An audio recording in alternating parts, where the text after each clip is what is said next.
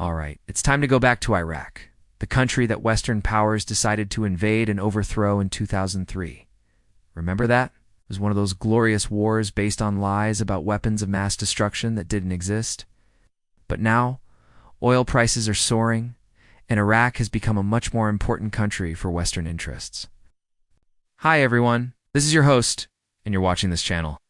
Boy, if we had a dime for every time we talked about Iraq, well, we could probably build our own oil pipeline from the Persian Gulf to Turkey. Iraq is one of the world's two great oil kingdoms along with Saudi Arabia. Out of the 148 billion barrels of oil reserves worldwide outside China, Iraq has around 14% of them. For a long time, Saddam Hussein kept the price of gas low inside Iraq to keep his people happy. Well, until he invaded Kuwait in 1990 and the UN slapped sanctions on the country after. They created a rationing system that gave each household a ration card entitling them to buy 50 liters of gasoline per month at a subsidized rate. If they wanted to buy more, they'd have to pay market prices, which were higher. This became such a common sight that Iraqis started calling them yellow chickens. Eventually, in 2004, sanctions were lifted, and by 2007, gas prices were back down to zero. But now there's a new problem. Since the U.S. invasion in 2003, militias have been fighting for control of the oil-rich provinces. There's the Sunni Arab tribes, who traditionally controlled most of the country's oil fields. Then the Kurds in the north, and the Shiite Arabs in the south, who have plenty of oil, but no experience managing it. There's also the Turkish government, which has been pushing into northern Iraq, because that's where most of the country's Kurdish population lives. And then there's Iran, who wants to make sure that their ally, the Shiite government in Baghdad, stays in power. In 2014, the militant group ISIS swept across Sunni areas in western and central Iraq and seized the city of Tikrit, home to one of Iraq's largest oil refineries. It wasn't until 4 months later, thanks to a US-led coalition, that Iraqi forces took the city back. Then in 2017, ISIS came back. This time it was Mosul, Iraq's second largest city, which they held onto for 9 months before Iraqi troops retook it. Since then, though, ISIS has continued launching attacks from its stronghold in Syria, just across the Tigris River. Now, all these problems might seem like ancient history to you, but they haven't been. And pro-government forces were driving them out of the country. ISIS used that chaos to launch its own attacks in Iraq. Fortunately for everyone involved, they failed. But that doesn't mean ISIS is done. Last year, they launched an attack in the northern province of Dohak, which is part of the autonomous Kurdistan region. This is a place where different rules apply. In 1991, after the Gulf War, the Kurds rose up against Saddam Hussein, but he put down their rebellion brutally. So the Kurds in northern Iraq declared independence. Now don't get us wrong, the Kurds are great people. We love them, but this independence thing, it's only partial. Even though they have their own president, parliament, and flag, they're still part of Iraq. What they want is for everyone to recognize them as their own country. Some countries do, but most don't. The official position of the United Nations is that there is no room for another state within the borders of Iraq. Now, we think that's a shame. We mean, come on, they even have their own language, Kurdish. But anyway, the point is that with so many groups vying for control of Iraq's oil fields, stability is not easy to achieve.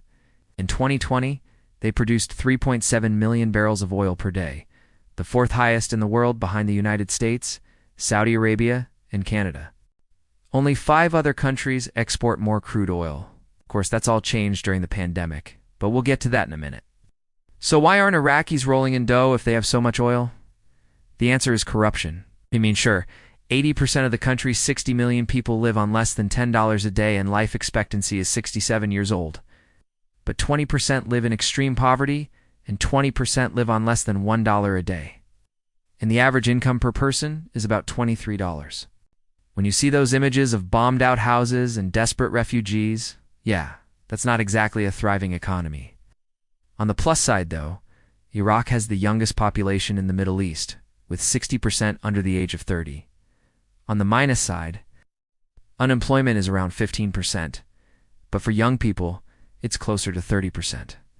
However, the biggest problem is that the government spends almost nothing on education or healthcare, ranking 121st in the world in both categories. The reason is that they spend most of their money on defense. Now, when we say defense, we mean actual defense, like rocket launchers and attack helicopters, not making people walk through airport security. So the question is, where does all that money go? Look, we all know that when you have lots of oil, you can make lots of money. In 2014, when ISIS took over large swaths of northern Iraq, they immediately began looting oil fields. At first, the oil stayed inside Iraq. ISIS set up their own refinery in the town of Qayyara West near Mosul, but that didn't last long. Within a month, U.S. fighter jets began bombing it.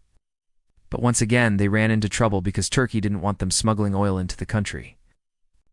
They built a pipeline from the refinery to a port called Latakia, and they began shipping their oil on boats to buyers in Europe and North Africa. The amount of oil smuggled wasn't huge, though. Most of Iraq's oil stayed inside Iraq. What? They're out. Every single barrel. Sure, some of it is refined in neighboring countries like Iran, but it always comes from Iraq.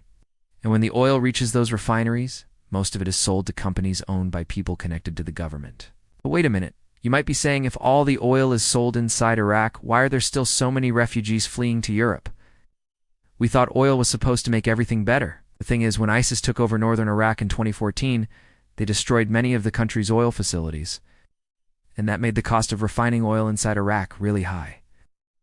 And that means they have to import refined oil from Iran and pay for it with dollars, euros, or pounds. And that's where the problem lies. In order to keep buying oil from Iran, Iraq has to send money out of the country. Now, don't get us wrong, there's been progress. But nowadays, they're a net exporter. Now, that's good news, but it could be so much better if not for the instability in the country. And it's not just about oil either. In 2003, the U.S. led a coalition to remove Saddam Hussein from power. But afterwards, they didn't have a plan for what to do next. So they handed the country over to a caretaker government. While they drew up a constitution and organized elections, that worked, sort of. But ever since then, Iraq has been stuck in neutral. And without a parliament, there's no laws, no courts, and no taxes.